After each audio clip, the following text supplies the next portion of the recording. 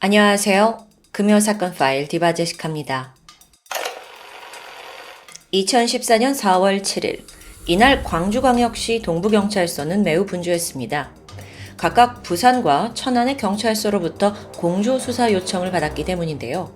공교롭게도 두 건 모두 실종 사건이에요. 여성 2명이 한날 한시에 함께 사라진 미스테리한 상황입니다.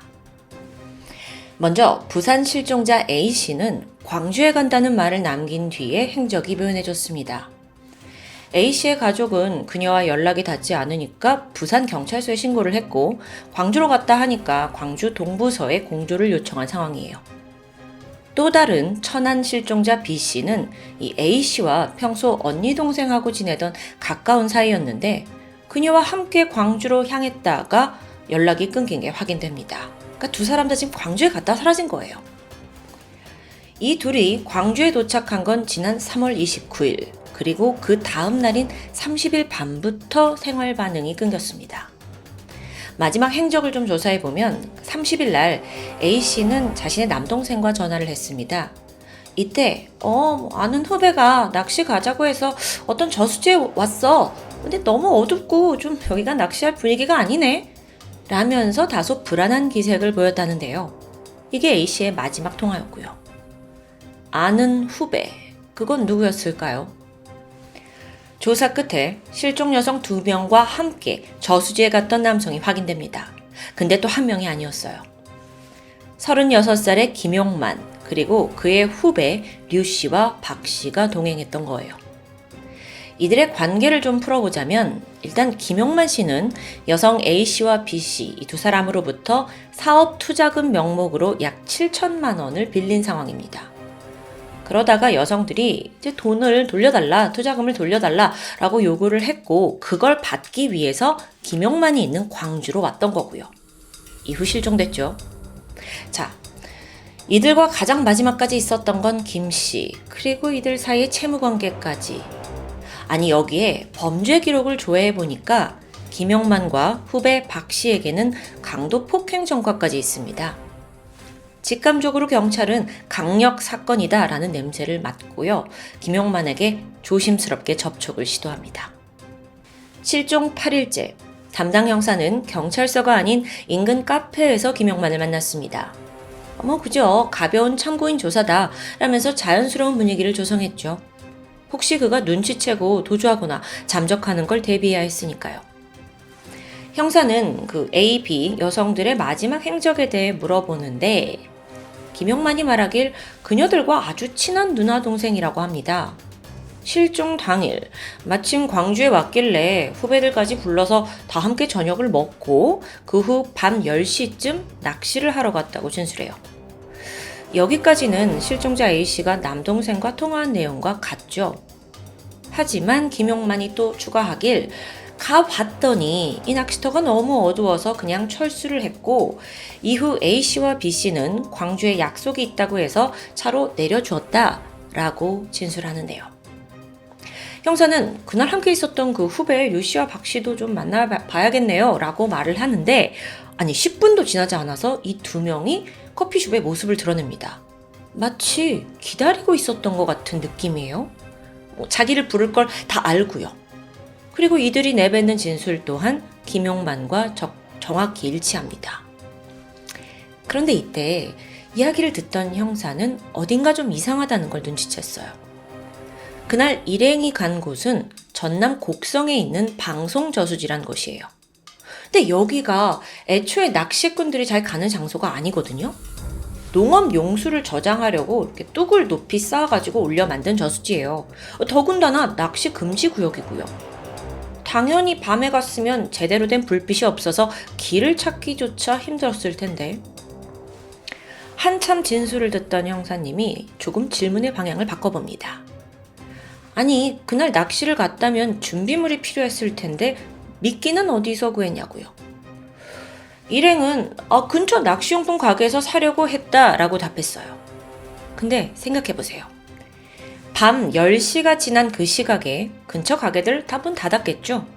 자, 그럼 애초부터 낚시가 목적이 아니었을 수도 있습니다. 거기 간 이유가요. 이후 경찰은 추가적으로 실종자들의 휴대전화가 마지막으로 끊긴 지점을 확인합니다. 보니까 두 사람 모두 곡성군 석곡면으로 나와요. 기지국 인근이었어요. 여기는 앞서 김용만이 이 두 사람을 내려주었다는 광주와는 굉장히 떨어진 곳이죠. 오히려 저수지에 가까운 거리였고요. 이쯤 되니까 경찰은 이게 범죄와 연루되었다는 걸 거의 확신했고요. 유력 용의자로 김 씨와 후배 둘을 특정하면서 비밀 수사에 돌입하게 돼요. 자, 여기서 비밀 수사라는 건요, 수사 내용이 외부로 퍼져나가지 않도록 철저히 숨기는 방식입니다. 물론 용의자는 특정이 됐지만 아직까지 결정적인 증거가 없잖아요.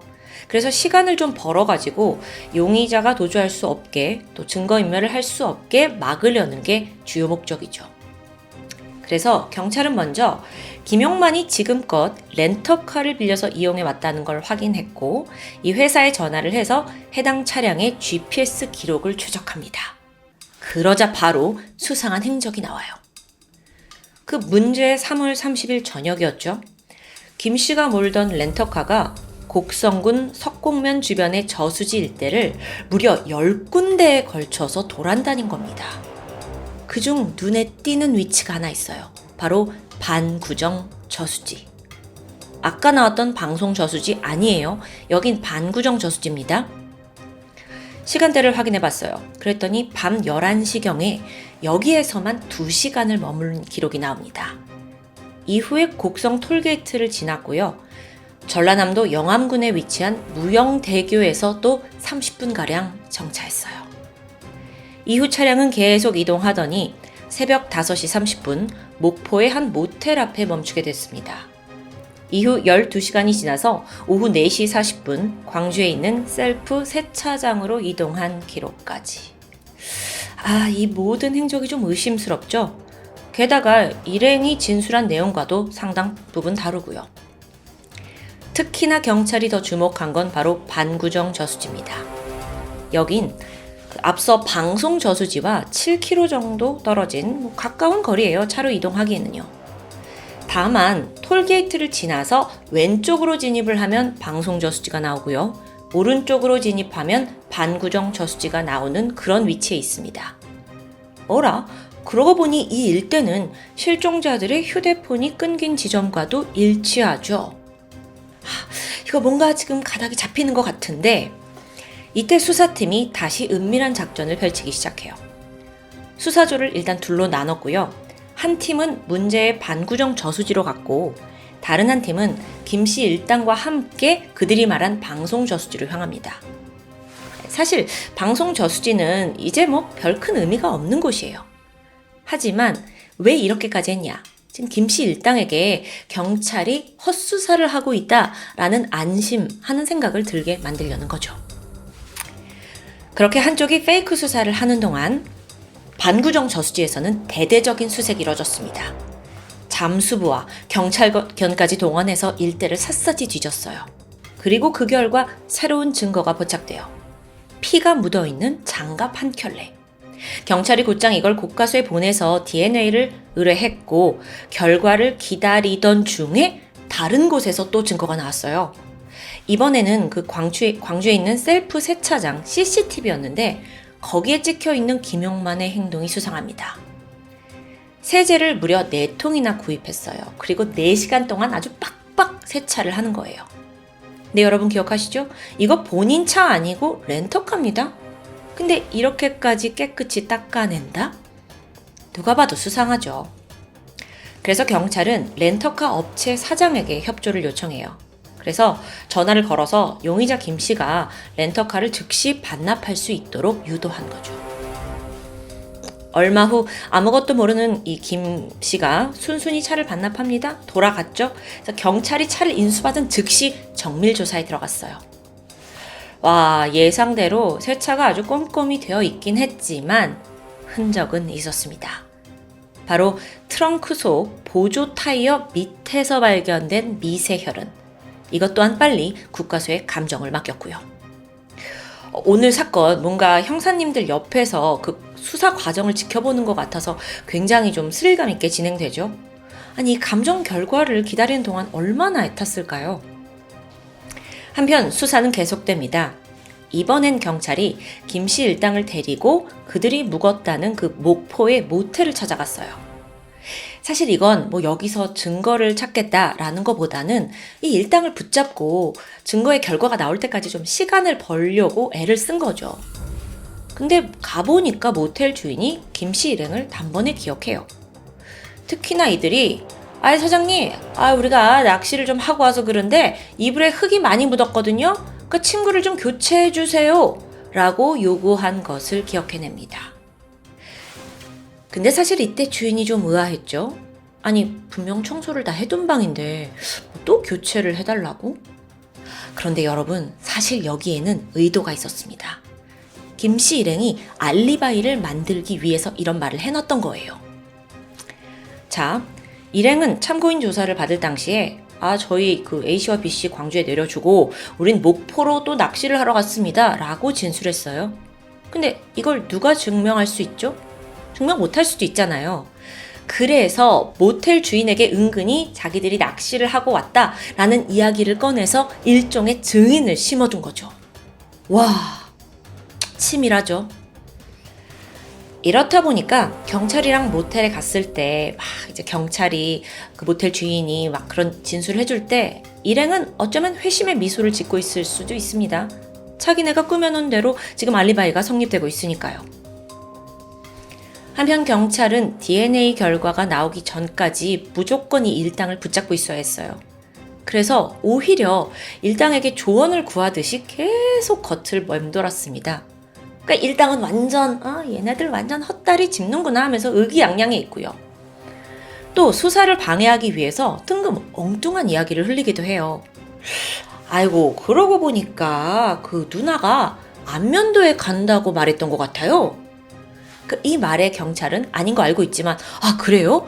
그럼 우리 함께 안면도에 좀 가볼까요? 가줄 수 있겠어요? 이렇게 연기를 하기도 했고요. 그 사이에 드디어 고대하고 고대하던 순간이 다가왔습니다. 반구정 저수지에서 찾아낸 장갑의 혈흔, 그리고 렌터카 보조 타이어 밑에서 발견된 그 미세 혈흔, 이게 결과가 실종자들의 것과 일치한다는 내용이에요. 그녀들의 것이었습니다. 자, 그럼 직접 증거가 확보된 거죠. 이젠 일당을 구속하는 것만 남아 있습니다. 아니, 근데 여기서 아주 예상치 못한 문제가 발생해요. 한 언론 뉴스에서 사건을 공개적으로 보도해버린 겁니다. 기사의 제목은 빚받으러 온 여성 2명 실종. 이 내용이 지금 사건이 벌어졌는데 수사가 답보 상태라면서 뭔가를 좀 수사를 지적하는 내용이었어요. 근데 문제가 뭐냐면 이 기사 속에 현재 경찰이 반구정 저수지를 수색했다라는 게 그대로 보도됩니다. 이건 지금 범인 일행은 모르고 있잖아요. 그래서 경찰이 조급해지기 시작했죠. 자칫하면 일당이 눈치채고 지금 도주해버릴 수도 있는 상황이에요. 자, 어쨌든 지금 안면도에 가기로 약속을 한 상태죠. 과연 이들이 나올까요? 긴장감이 감돌았습니다. 바로 당일, 아직 뉴스를 못 본 건지 천만다행으로 후배인 류 씨와 박 씨는 경찰과의 약속 장소에 등장해요. 주범인 김 씨는 나오지 않았고요. 아무래도 뉴스를 보고 도주한 것 같았습니다. 2014년 4월 11일, 경찰은 이 후배들 중에서 나이가 좀 더 어리고 겁이 많아 보이는 20대 박 씨만 경찰차에 태워요. 그리고 안면도로 가는 척 했다가 다른 곳으로 향했죠. 거기가 바로 사건이 발생한 곡성 저수지 근처였습니다. 톨게이트를 빠져나왔어요. 길이 양쪽으로 갈라지죠. 방송 저수지, 반구정 저수지입니다. 근데 이 순간 경찰이 갑자기 뒤돌아서 박 씨에게 물어요. 여기서 좌회전했어? 우회전했어? 예상치 못하게 훅 들어온 질문이었죠. 좌회전을 하면 자기들이 진술했던 방송 저수지가 나오고 우회전을 하면 실제 범행 장소인 반구정 저수지가 나옵니다. 박 씨가 긴장을 했는지 좌회전이요 라고 막 우겨요. 하지만 베테랑 형사의 날카로움을 당해낼 수 없었죠. 그는 계속 추궁합니다. 너 확실해? 확실해? 여기서 왼쪽 맞아? 오른쪽 아니야? 결국 박 씨는 진실을 털어놓습니다. 반구정 저수지에서 2명의 여성을 살해한 뒤 무영대교 아래에 시신을 유기했다는 사실. 여러분, 무영대교 아래에는 영산강이 흐릅니다. 근데 여기가 또 워낙 수심이 깊고 또 강이 넓어서 수색이 쉽지 않았어요. 수색에 나선 경찰은 어군 탐지기, 그러니까 어선들이 물고기 때 감지하는 그런 장치거든요. 그것까지 동원해서 열을 올렸고요. 마침내 그토록 찾던 A씨와 B씨 두 사람의 시신을 발견합니다. 시신이 담겨있던 가방을 끌어올리고 보니까 가방에 이게 쉽게 떠오르지 못하도록 큰 돌 2개가 단단히 매여 있었어요. 그렇게 4월 12일 살인을 자백한 박씨 외에 공범이었던 다른 후배 류씨 또한 긴급 체포됩니다. 공범들에 따르면 김용만이 먼저 범행을 제안했다라고 주장해요. 그러면서 성공할 시에 이 여성들에게 받은 돈 일부 나눠주고 또 휴대폰 대리점까지 차려주겠다고 약속했죠. 그래서 살인에 가담했다는데요. 근데 사실 김용만의 이 말조차 거짓말이었습니다. 이 사람이 오래전부터 무직 상태예요. 투자금이 필요하다고 사업자금 받았는데 사실 그것도 그냥 없는 일이고요. 여성들한테 받은 돈 다 생활비로 탕진했어요. 그런 와중에 돈을 갚으라고 재촉하니까 살인을 결심했던 거고요. 자, 지금까지 증거와 또 공범의 자백까지 시신까지 확보한 경찰입니다. 이제 마지막으로 주범 김용만을 공개 수배하게 돼요. 그리고 수배 5일 만인 4월 16일 그가 광주에 있는 한 당구장에 숨어 있다는 제보가 들어오면서 거길 덮쳤고요. 극적으로 김용만을 검거하는데 성공하죠. 드디어 3명 다 잡힌 거예요. 하지만 끝은 아닙니다. 이제 법의 판결이 남아있죠. 2014년 5월 일당은 강도 살인 그리고 사체 은닉 혐의로 재판에 넘겨졌어요. 그런데 이 과정에서 김용만은 여전히 뻔뻔스럽습니다. 자기는 그 빌린 돈 중에 이미 상당 부분을 갚았다는 거예요. 그러니까 강도 살인 혐의는 부당하다는 거죠. 그러니까 죽인 건 죽인 걸 수 있지만 내가 강도 짓을 한 건 아니다예요. 그러니까 이게 사실 형법상 강도 살인의 경우 일반 살인보다 형량이 더 세거든요. 그러니까 감형을 바랬던 거죠. 또한 여기서 그 공범이었던 후배 류 씨는 나는 그때 술에 취해서 다 잠들어 있었다 라고 혐의를 전면 부인합니다. 반면에 겁많아 보였던 박 씨, 그 후배만 모든 혐의에 대해서 순순히 인정했고요. 이렇게 우기고 있는데 재판 결과는 어땠을까요? 1심에서는 김용만에게 무기징역, 류 씨에게는 징역 30년, 박 씨에게는 징역 25년형이 선고됩니다. 이들이 억울하다면서 다 항소했는데 항소심에서는 박 씨만 징역 15년으로 감형됐죠. 왜냐하면 그는 모든 죄를 인정했고요. 또 피해자 유족들에게 1억 원을 공탁하기로 합의했기 때문이라는데요. 한편 김용만과 류 씨의 항소는 말끔하게 기각됐어요. 결국 이들에겐 원심이 유지되면서 각각 무기징역과 징역 30년형이 확정됐죠. 길고 긴 여정이 속 시원하게 그나마 끝난 것 같습니다. 마지막으로 이 사건에는 정말 무엇보다 형사님들의 기지와 또 끈질긴 노력이 돋보입니다. 막판까지 긴장을 놓지 않는 치열한 두뇌 싸움, 또 증거 수집이 범인 검거라는 짜릿한 결과를 가져온 거죠. 지금 이 순간에도 또 다른 사건을 해결하기 위해 발로 뛰고 계실 대한민국의 수사관 여러분, 그 노고에 깊은 감사와 존경을 표하고 싶습니다. 또한 억울하게 운명을 달리한 피해자 2분의 명복을 빌겠습니다. 지금까지 금요사건 파일 디바제시카입니다. 안녕하세요. 금요사건 파일 디바제시카입니다. 2008년 3월 2일 수원시 영통구에 위치한 신대저수지는 이제는 광교 호수공원이란 이름으로 더 익숙한 장소입니다. 그날 이곳 저수지에는 휴일을 맞아 동료 사이였던 4명의 남성이 낚시를 즐기고 있었는데 그러던 중 나씨가 잠시 산책을 다녀오겠다며 저수지 길을 따라 남쪽 둑이 있는 방향으로 천천히 걸어가게 됩니다. 한참을 걷던 나씨는 문득 이상한 물체 하나가 눈에 들어왔죠. 뭔가를 싸매고 있는 듯한 비닐봉투인데 이게 저수지와 뚝 사이에 아주 아슬아슬하게 걸쳐져 있어서 신경 쓰이는 모습인데요. 나 씨는 조심스레 뚝 가까이 다가갔고 손을 뻗어 비닐봉투를 건져냈습니다. 그리고는 꾸러미를 살짝 열어서 안을 들여다보는데 보니까 돼지고기같이 생긴 덩어리들이 들어있었습니다. 이거 사람들이 먹다가 남긴 건가 했지만 잠시 후 나 씨는 그 물체의 정체를 알게 되고 기겁했죠. 돼지고기가 아니라 사람의 시신, 그것도 토막난 엉덩이 부분이었습니다. 신고를 받고 출동한 경찰은 곧장 인력을 동원해서 저수지 일대를 수색합니다. 분명 인근에 이 시신의 나머지 부분이 있을 거라고 예상했고 정확했습니다. 저수지 근방에서 경찰이 또 다른 토막이 담긴 비닐봉투 2개를 추가로 발견하게 되니까요. 모두 같은 종류의 봉투였습니다.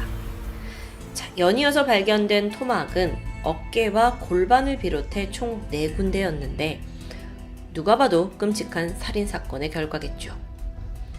곧바로 국과수로 시신이 보내졌고 경찰은 피해자의 신원을 파악하기 위한 DNA 감정을 의뢰합니다. 하지만 돌아온 결과는 실망스러웠어요. 워낙 부패가 심하고 결정적으로 머리나 손이 없어서 신원 확인이 불가능하다는 겁니다. 사망 시기나 원인 또한 추정하기 어려웠고요. 그나마 밝혀진 건 피해자가 O형을 가진 남성이라는 점이었어요. 하지만 불행 중 다행히 잘려진 시신의 단면을 통해서 범인의 특징을 추측해 볼 수는 있었죠.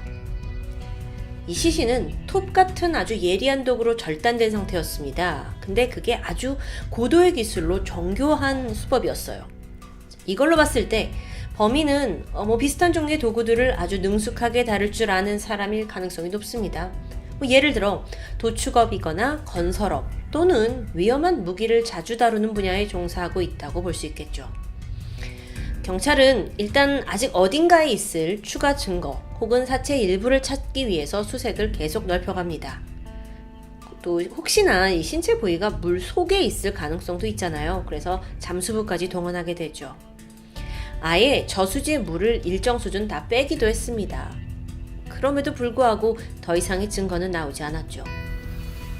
한편 시신의 DNA를 인근 지역에 있는 실종자 300명과 유전자 대조하는 작업도 일일이 이뤄졌습니다. 근데 여전히 일치한 사람이 없어요. 누군지를 모르는 이런 상황. 다방면의 노력을 했지만 사건은 연이어 미궁 속으로 빠져들게 되죠. 그렇게 시신 발견된 날로부터 2달이 지난 같은 해 5월 6일입니다. 아주 우연한 기회에 실마리를 찾게 되는데 그날 신대 저수지에서 낚시를 하고 있던 이 씨라는 사람이 낯선 비닐봉투를 발견합니다. 안에는 사람의 머리와 손, 무릎을 비롯한 무려 5부분의 토막난 사체가 담겨 있었어요. 이걸 갑자기 이제 이 씨라는 사람이 발견하게 된 거죠. 예상대로 이게 예전에 발견된 그 시신의 나머지 부분입니다. 무엇보다도 머리와 손이 있기 때문에 신원 파악을 할 수 있다는 기대감이 생기죠. 그러면 해결이 좀 빠르게 될 거고요. 경찰은 서둘러 국과수에 의뢰합니다. 하지만 기대와 달리 상황이 이전과 별반 다르지 않아요. 알고 보니까 발견된 손의 지문이 거의 도려내어져 있었습니다. 뿐만 아니라 당시 저수지의 온도가 꽤 낮았는데 그럼에도 불구하고 머리 부분은 역시 심하게 부패가 되어 있었고요. 그나마 알 수 있었던 건 이 피해자가 외형적으로 170에서 176 정도 되는 키를 가지고 있고 40, 50대 남자로 추정되는 남성이라는 점인데요. 이거 외에 특이한 점도 있습니다.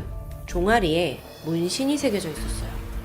이게 마치 큐피트를 상징하는 듯한 문양, 그리고 러브라고 쓰여진 글씨인데 이어서 끔찍한 사실 한 가지가 더 밝혀지죠.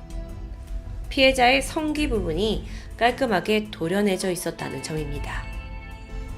여러분, 기존의 토막살인 사건들을 보면 피해 대상이 남성일 경우 성기가 훼손되는 사례는 극히 드뭅니다. 일반적으로 성기를 훼손한다는 건 이성에 대한 열등감이나 분노를 표출하는 방법으로 볼 수 있어요. 어쨌든 이번 사건도 범죄 전문가들은 살해 동기가 이성 문제일 수도 있다는 추리를 하게 되죠. 물론 그 외에 강한 복수심일 수도 있고요.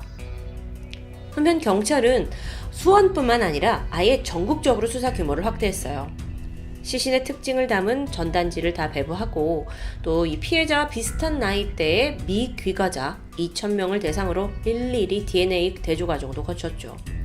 그 안에서 유력한 대상이 등장하기도 했습니다. 이 신대 저수지에서 최초로 시신이 발견되기 한 달 전쯤이에요. 시간적으로. 용인에 있는 야산에서 또 다른 시신의 일부가 발견되는 일이 있었던 겁니다. 근데 시신의 신원은 A씨로 밝혀졌는데 채무자를 만나기 위해 외출을 했다가 변을 당한 것으로 밝혀져요. 그래서 경찰이 혹시 신대 저수지에서 발견된 신체도 A씨의 나머지 것이 아닌지 수사하게 됐지만 결론적으로는 동일 인물은 아닌 것으로 드러났습니다. 자, 여기 정도까지예요. 이후에 추가적인 발견도 또 수사의 진전도 없었죠. 당연히 모든 수사는 이제 힘을 잃은 채 중단되었고요. 결국 이 사건은 15년 가까이 흐른 지금까지도 미제로 남아 있습니다. 사건을 전담했던 수사팀은 이미 몇 년 전에 다 해체되었고 새로운 소식도 없고요. 이 사건이 남긴 직접적인 증거라고 보면 오로지 토막난 시신의 일부가 전부입니다. 근데 문제는 그게 누구인지도 모르고 범인을 특정할 만한 단서도 매우 부족해요. 단면이 굉장히 정교하게 달려져 있다 정도였죠. 근데 여러 정황들로 미뤄봤을 때 범인의 윤곽을 어렴풋이 그려볼 수는 있을 것 같은데요.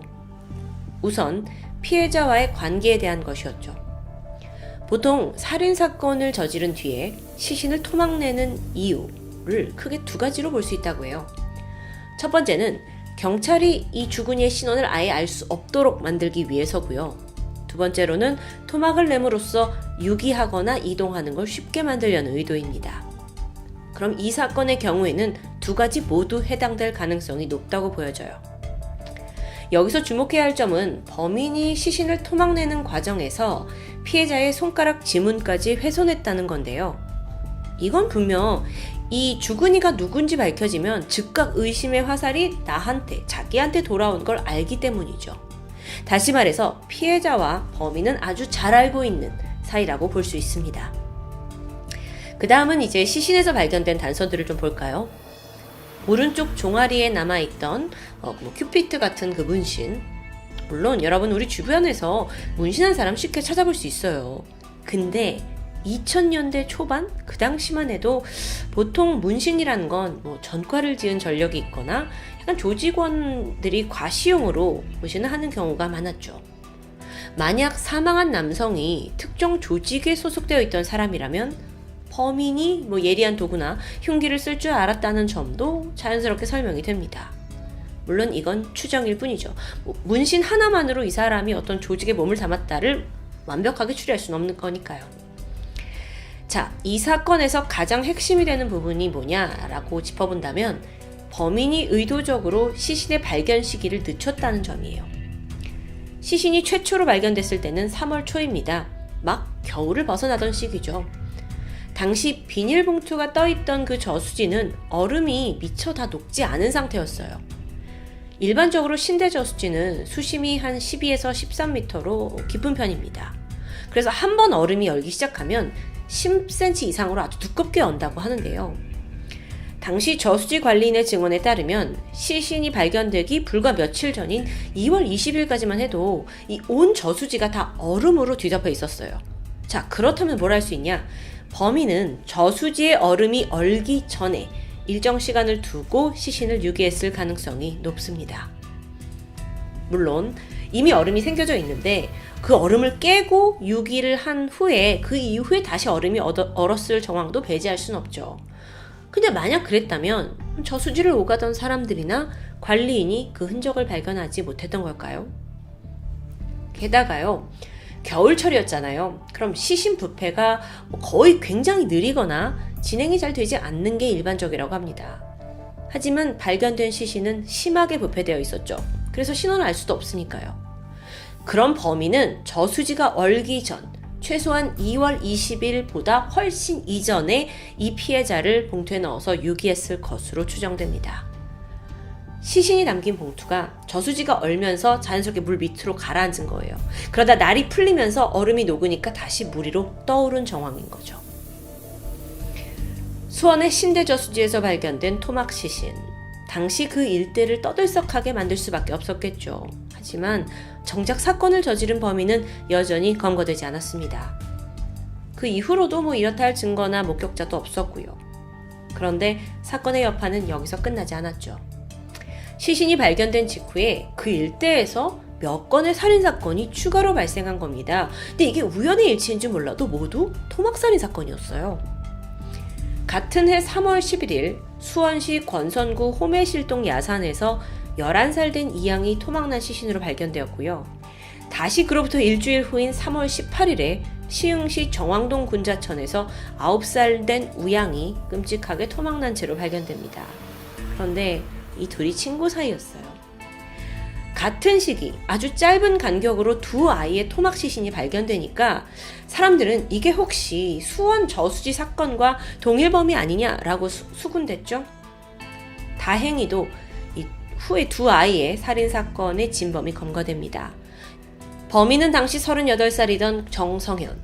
그는 2017년 12월 25일 크리스마스 날에 함께 놀고 있던 두 아이를 납치한 후에 성폭행 저지르고 끔찍한 토막살인을 저질렀습니다. 너무 다행히 범인이 검거가 되었지만 오늘의 사건, 이 수원 저수지 토막살인과는 관련이 없는 것으로 밝혀졌어요. 아니 근데 이게 끝이 아닙니다. 같은 해 3월 19일 3월 19일이 언제냐면 앞서 그 우양의 시신이 발견된 지 하루 만이에요. 수원과 안양의 경계에 있는 의왕에 있는 한 저수지에서 30대 여성의 시신이 또 발견됩니다. 근데 발견 당시 모습이 너무 기이했어요. 양손이 테이프로 칭칭 감겨져 있었고요. 10손가락이 모두 잘려져 있던 거죠.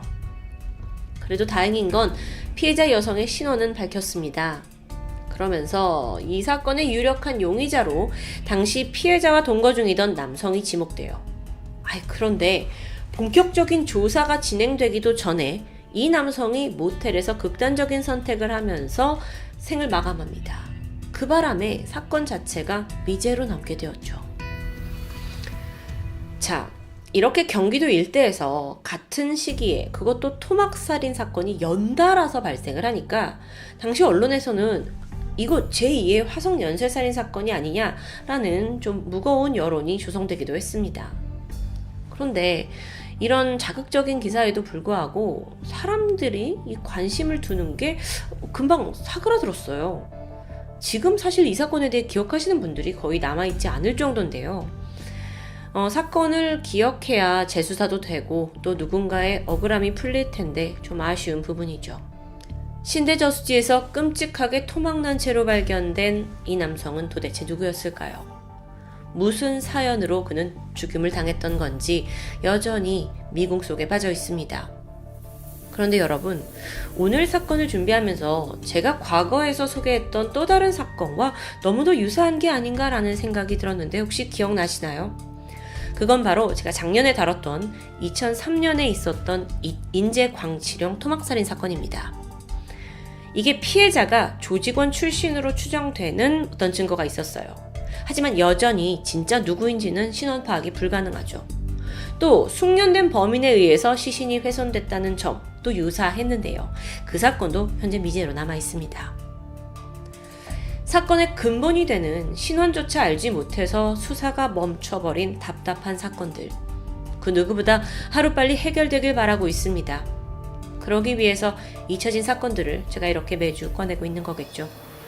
부디 결정적인 제보와 또 끈질긴 수사를 통해 사건 해결에 실마리가 생기길 바라봅니다.